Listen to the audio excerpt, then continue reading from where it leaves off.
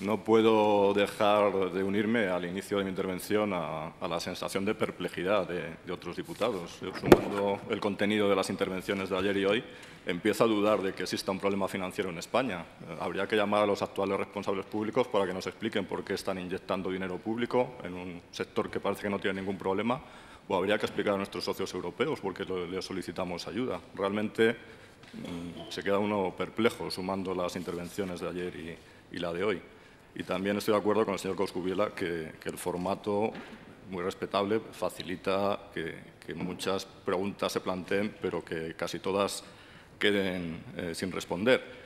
Y el problema no es el diputado al que no se responde su pregunta. El problema es que la sociedad española está mirando y está esperando esas respuestas. No es a nosotros a quien no se responde. Yo creo que la comparecencia del señor Fernández Galloso es oportuna porque ha estado durante décadas en primera línea en el sector de las cajas gallegas y con una posición de liderazgo, no meramente testimonial, y que podría ayudar a responder algunas de esas preguntas. Preguntas como el escándalo que hay efectivamente en torno a las remuneraciones y, sobre todo, indemnizaciones que se han pagado a personas que han llevado a las entidades a una situación de quiebra. Esto ha sido generalizado en el sector de las cajas en España, pero muy particularmente en las ligadas a él. El récord está allí.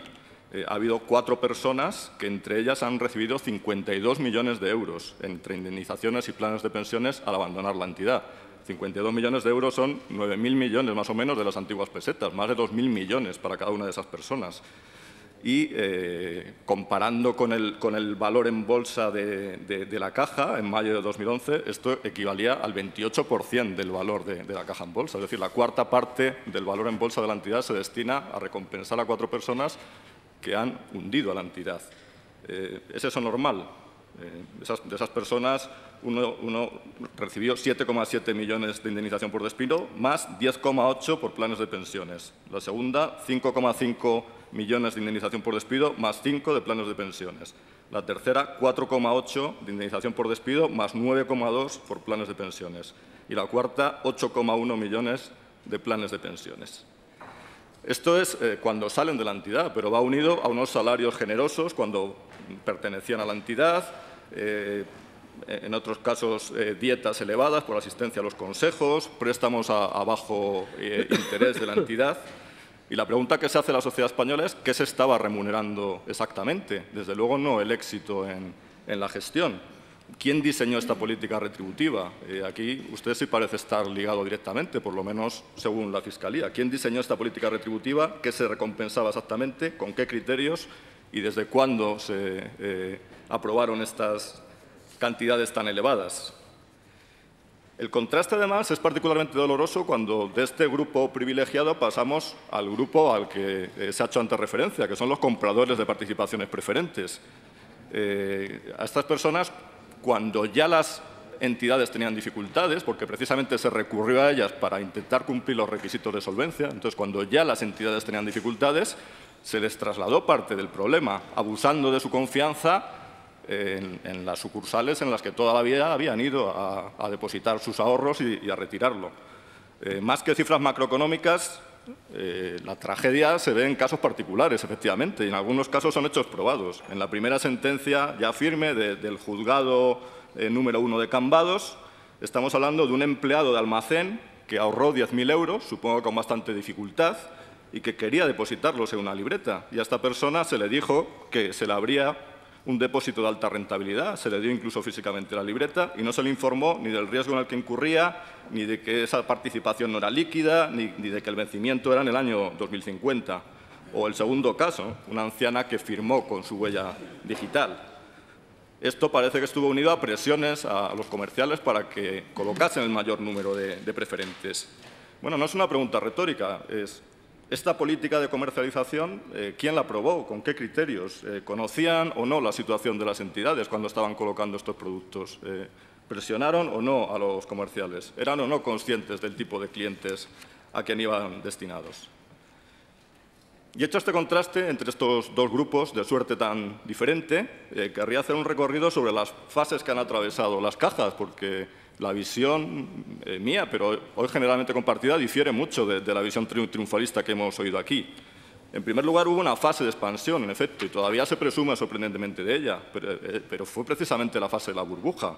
En el año 2007 los créditos de CaixaNova estaban creciendo al 25%, en Caixa Galicia al 46%.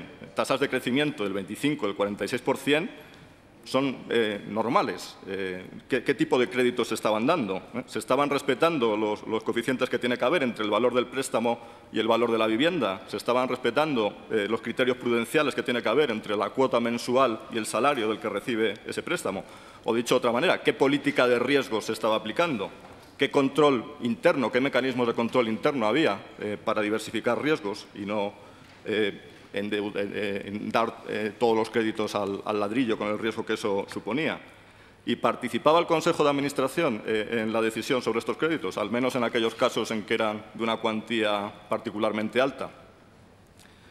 Tras esa fase de crecimiento de la burbuja, hubo una segunda fase de estallido de la burbuja y de ocultación de los problemas. Y no es una opinión personal mía, es que la auditoría hecha a petición del FROB lo señala así: los estados contables no reflejan la verdadera situación patrimonial.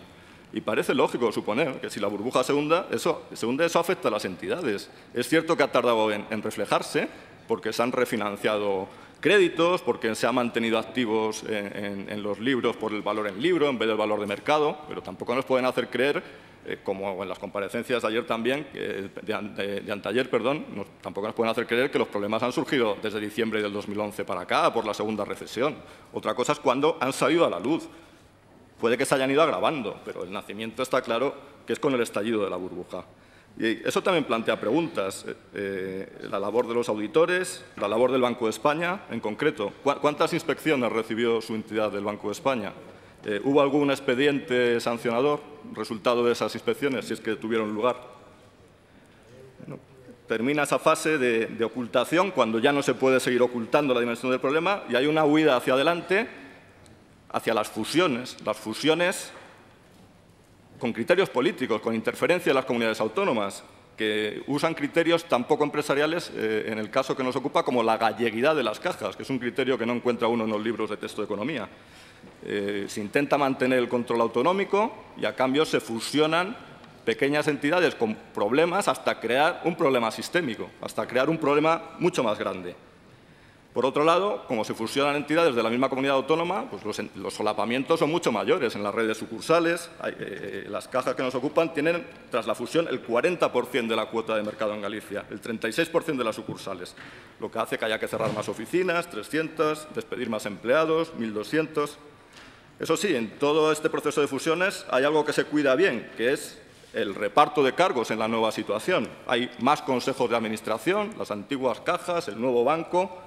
Se hacen copresidencias incluso rotatorias, de 18 meses cada uno en la copresidencia. Pues no parece que los criterios hayan sido empresariales, precisamente, en esas fusiones que han dado lugar a esos problemas sistémicos.